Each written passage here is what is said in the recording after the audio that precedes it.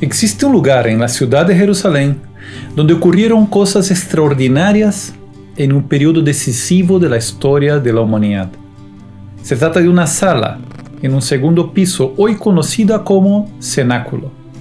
Allí Jesús instituyó 3 sacramentos: la Eucaristía, el orden sacerdotal y la confesión de los pecados. ¿Qué era ese lugar? ¿A quién pertenecía? ¿Por qué Jesús lo eligió? ¿Qué importancia tuvo para la iglesia primitiva? ¿Qué nos dice la Biblia sobre el cenáculo? Acompáñame hasta el final porque en este video trataré de responder a esas preguntas. Todas las citas bíblicas que he usado para este estudio estarán disponibles en la descripción del video. Al final, puedes darle un me gusta a este video, suscríbete, únete ahora a nosotros y activa la campanita de notificaciones para seguir recibiendo el material que yo preparo con dedicación para ti.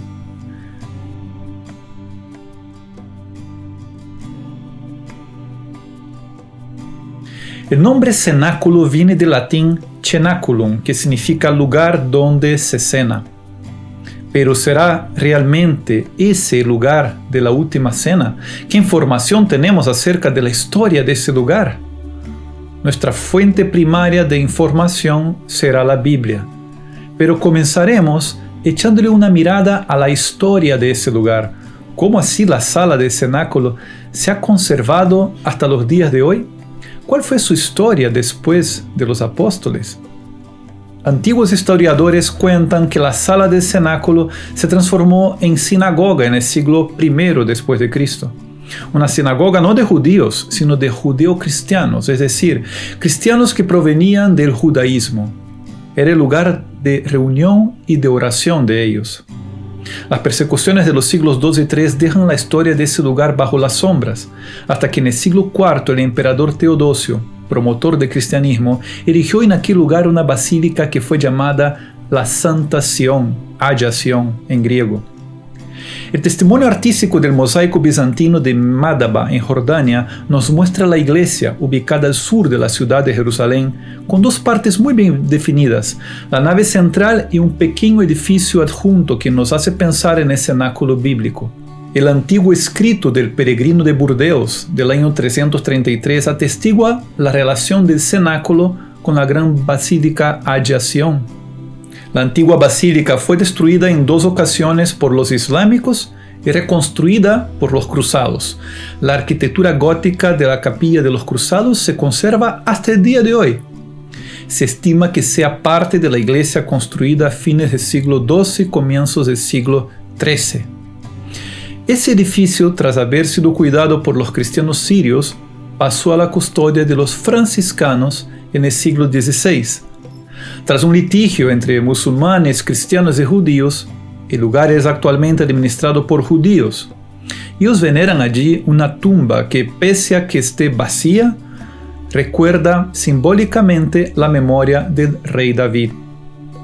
Pero la verdad es que la ubicación exacta del cenáculo histórico, por carencia de testimonios más sólidos, es aún un misterio y las construcciones modernas impiden la realización de nuevas investigaciones arqueológicas. Pero no cabe duda de que el cenáculo estuvo ubicado en esa parte de Jerusalén conocida como Sion en los tiempos antiguos. Otras 2 edificaciones construidas en el entorno nos traen el recuerdo del cenáculo histórico: el convento franciscano y la abadía de la Dormición de María. El convento franciscano es relativamente nuevo, pertenece a la custodia de Terra Santa y fue construido hace pocas décadas. Cuenta con una preciosa capilla, cuyo presbiterio recuerda la institución de la Eucaristía. La abadía de la Dormición de María fue construida a comienzos del siglo XX por los benedictinos alemanes. Celebra el momento en que María termina su vida aquí en la tierra y pasa a la vida eterna. Evento que, como veremos, se cree que también ocurrió en el cenáculo. No cabe duda que las edificaciones en sí mismas ya nos hablan de la existencia de un lugar muy rico en significados, que entró para siempre en la historia de la Iglesia y en la memoria de todos los cristianos. ¿Qué nos dice la Biblia sobre el cenáculo? Trataremos de descubrirlo en este estudio que nos traerá ciertamente muchas luces, ahora sí, desde la Biblia. Te invito a que tomes la Biblia o si no después, con calma, vea nuevamente este video mirando todas las citas bíblicas para que hagas también este estudio. En el texto original griego, San Marcos utiliza la palabra katalima para describir el cenáculo. Katalima se traduce al español como estancia, posada. ¿Era Jerusalén una ciudad que recibía muchos visitantes? ¿Sería quizás un alojamiento para peregrinos? Sabemos que Jerusalén era una ciudad que recibía judíos venidos de todas partes en peregrinación al templo para la celebración de las grandes fiestas como por ejemplo la Pascua, Pentecostés. Las estancias o posadas eran en su gran mayoría casas de familia que se adaptaban para la ocasión. Los peregrinos solían hospedarse en grupos, en habitaciones preparadas muchas veces por familiares, amigos o familiares de sus amigos. En el Evangelio también encontramos la palabra griega anogeon, que se traduce al español como sala superior o segundo piso. ¿A quién pertenecía aquella gran sala? ¿Qué familia era la hospedera de Jesús y sus discípulos? ¿Tenían los dueños de aquella casa algún parentesco con alguno de ellos?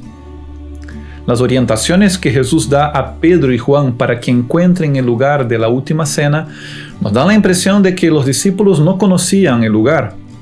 En cambio, el Señor conocía al dueño del alojamiento que salió al encuentro de los apóstoles con un cántaro de agua. El propietario de la estancia sabía muy bien quién era Jesús, pues lo conocía como el Maestro. Según el exégeta francés Filion, el amo de la casa era simplemente un discípulo y un amigo.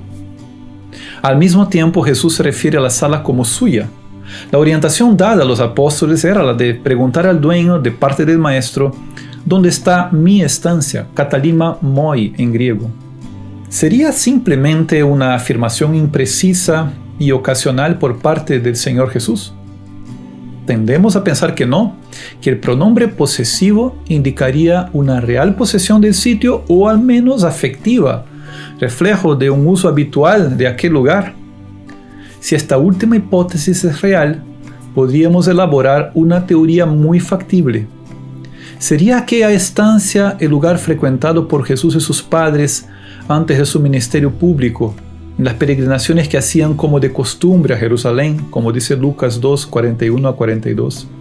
¿Serían los dueños de aquella casa parientes de Jesús? La teoría no sería absurda si consideramos el parentesco de Jesús con algunos de sus apóstoles, como Judas Tadeo, Simón Cananeo, Santiago el Menor, conocido como el hermano del Señor. Miremos en Marcos 6:3, Gálatas 1:19. En el siglo II, el primer historiador de la iglesia, San Agesipo, registraba el hecho de que no solo Santiago, sino los 3 primeros obispos de Jerusalén fueron parientes de Jesús, guardianes de las tradiciones familiares. Información sostenida por Eusebio de Cesarea del siglo IV, que confirmaba la presencia de judeocristianos en la sede de Jerusalén. Si consideramos que el líder de la comunidad de Jerusalén era Santiago el Menor, nos resulta difícil aceptar la teoría de que el cenáculo pertenecía a su familia y por lo tanto a los parientes de Jesús. Pero esta no es la única teoría. Las tradiciones de la antigua iglesia de Chipre afirman que en tal casa solía albergarse el Maestro cuando iba a Jerusalén y que el hombre del cántaro de agua era el evangelista Marcos. Epifanio, obispo de Salamina en el siglo IV, daba noticia de la reunión de una pequeña iglesia de Dios, una sinagoga en el monte Sión, un lugar de encuentro, de oración. Un texto bíblico nos podría hacer pensar que las tradiciones de la iglesia de Chipre no serían infundadas. En Hechos 12:12, Pedro busca refugio en una casa tras haber sido liberado milagrosamente de la cárcel del palacio de Herodes Agripa I. Según el relato, Pedro se dirigió a la casa de María, la madre de Juan, por sobrenombre Marcos. Aquella casa se había vuelto en aquel contexto de persecuciones un lugar de oración intensa por los líderes de la iglesia. Hechos 12, 1-3 y versículo 12. Todo ello permite una identificación del lugar con la casa de María, la madre de Juan Marcos. ¿Estaría esa creencia fundamentada en una sólida tradición? Vale la pena recordar que la iglesia en Chipre tenía una estrecha relación con San Marcos y con los apóstoles, especialmente con San Pablo y con San Pedro. El vínculo se daba a través de su fundador, Bernabé, miembro ilustre de la primera comunidad cristiana, uno de los profetas y maestros de Antioquía, compañero de Pablo y pariente de Juan Marcos, como dice Colosenses 4:10. Bernabé era judío de la tribu de Leví, pero nacido en Chipre, como lo vemos en Hechos 4:36. Si analizamos la forma de pensar de Bernabé y Marcos, vemos que su espiritualidad es más cercana a las costumbres judeo-cristianas de la sede de Jerusalén que a la espiritualidad abierta a los paganos, propia de San Pablo y las nuevas comunidades. Si bien el exégeta alemán Schnackenburg desprecia la teoría de que el cenáculo sería la casa de Marcos y las considera elucubraciones, no podemos dejar de ver los argumentos y preguntarnos, ¿sería el cenáculo la casa de San Marcos el evangelista? ¿Cómo era el cenáculo?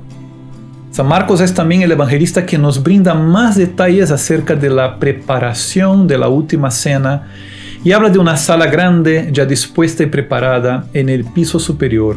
Lo vemos en Marcos 14, del 14 al 15. La sala tenía ciertamente divanes o almohadas grandes en el piso donde comían recostados, versículo 18. Según el texto de Mateo 26:20, de Juan 13:4, tenía también una gran mesa. Tenía una fuente de agua y una palangana para el lavado de los pies, como vemos en Juan 13:5. Probablemente tenía lámparas porque la cena se celebró en la noche.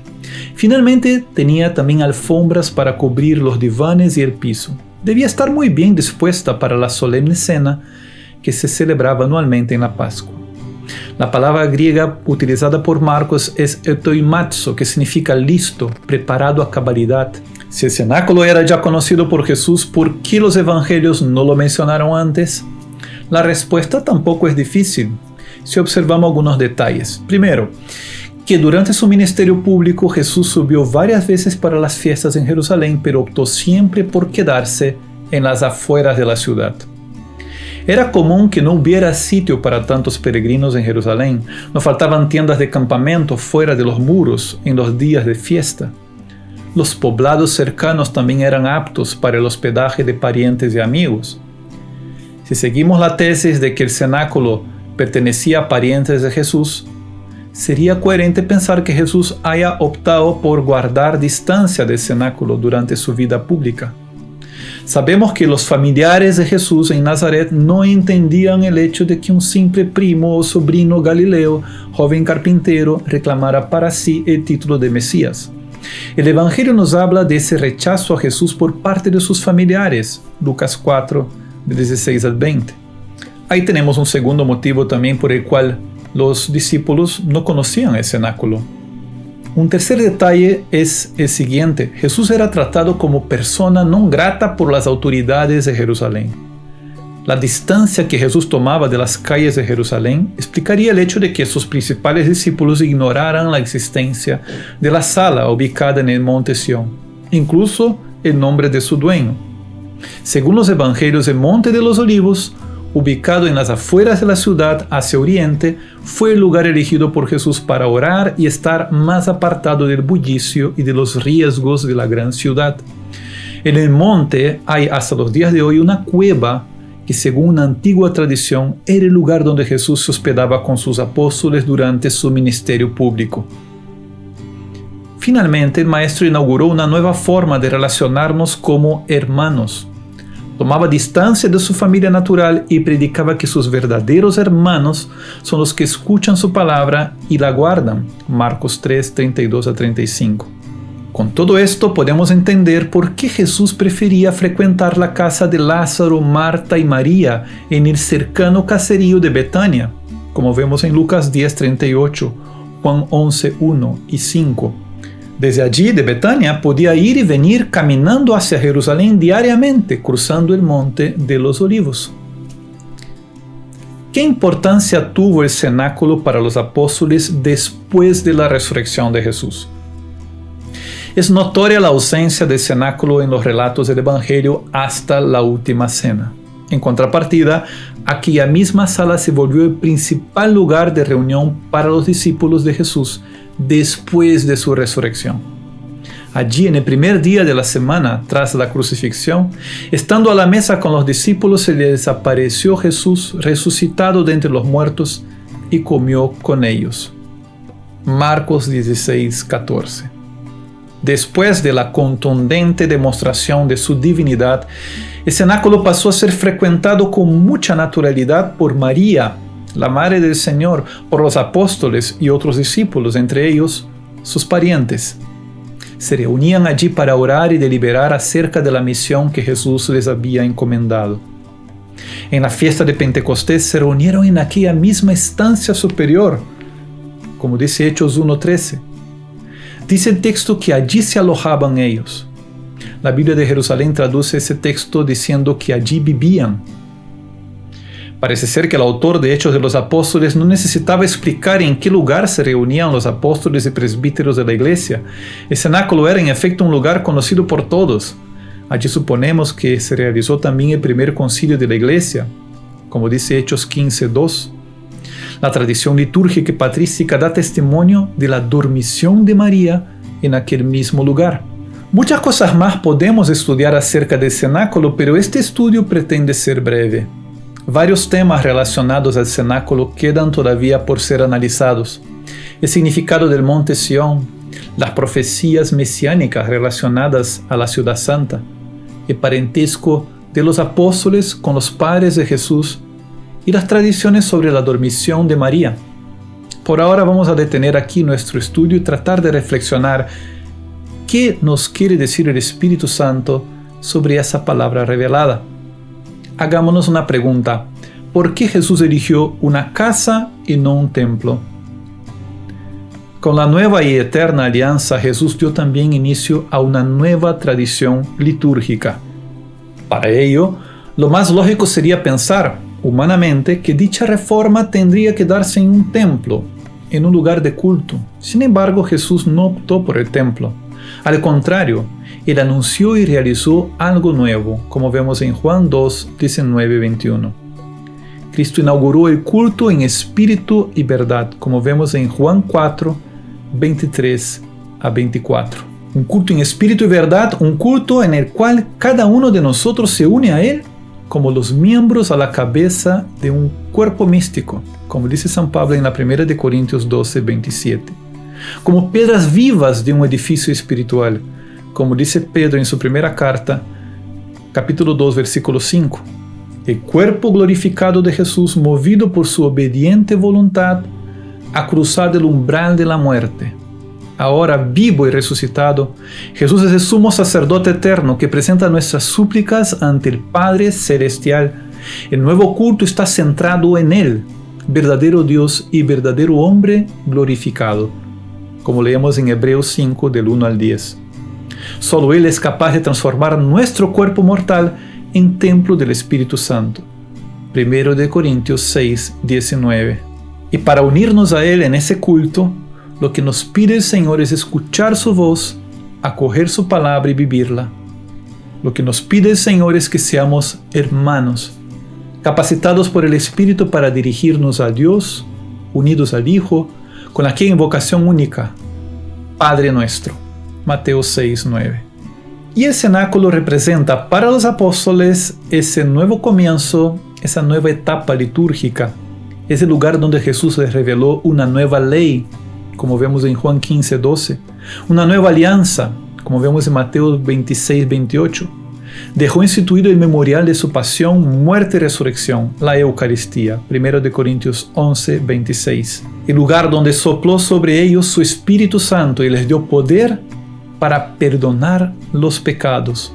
Juan 20, 22-23. El lugar donde envió desde el cielo el Espíritu Santo, inaugurando una nueva asamblea llena de gracia y poder profético. Vemos en Hechos capítulo 2, versículo 1 y siguientes. El cenáculo se volvió el epicentro de la difusión de la buena noticia tras la ascensión de Jesús a los cielos. El cenáculo es un lugar real, hace parte de una historia real, en un espacio-tiempo reales, porque el cristianismo es una religión histórica y real. El cenáculo significa hogar y descanso, comunión en la fe, tradición, discernimiento y oración. Es el modelo de lo que debe ser toda casa cristiana, de lo que debe ser un templo cristiano, de lo que debe ser la iglesia. Mi nombre es Ricardo Braz y si has llegado hasta el final de este video es porque aprecias los conocimientos bíblicos y también la forma como yo te he enseñado. Me gustaría saber de ti, ¿qué significa el cenáculo para ti? Espero tu comentario y que compartas este contenido valioso con otras personas. Asiste a los videos que publico aquí en mi canal y si quieres leer este contenido, puedes ingresar a mi página web ricardobraz.com. Hasta la próxima y que Dios te bendiga.